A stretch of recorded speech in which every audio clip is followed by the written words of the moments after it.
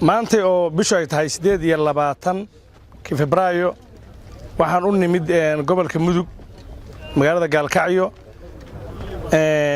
aniga iyo ciidanka daraawiishta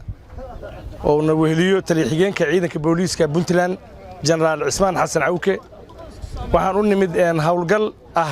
ku soo celinta amniga gobolka hawlgalkaas oo lagu magac daray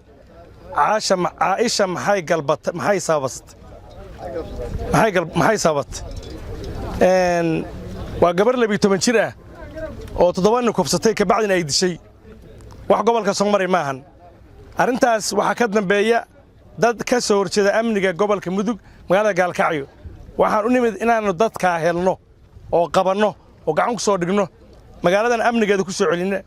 annagoo kaashanayna ciidamadii naga soo horeeyay gudoomiyaha gobolka iyo maayarka magaalada shacabka reer Gaalkacyood waxaan u diyaar garoobaynaa maanta laga bilaabo inaanu sameeyno hawlgal waxaan la socodsiinayaa ciyaalka la qaban doono ama dadka dhib geysto oo la qaban doono waalidka daba socda inay ka haraan taliye-xigeenka ciidanka booliiska maayarka ciidanka wax amran yihiin odagii ka daba yimaada nabadoon ka daba yimaada in la qabta asaga laftigiisa oo xabsiga la dhigo arinta aad loogu diyaar garoobo ha laga digtoonaado waalidiinta waxaan leenahay carruurtiina marka hore cishada masaajid buu ku jiray xaafid quraan buu ahaa guriga kama bixi jirin yeeli mayno liis baan wadnaa liiskaas baan ku saarinaa magaalada wixii ka dhacay wassalaamu calaykum waraxmatullahi wabarakaatuh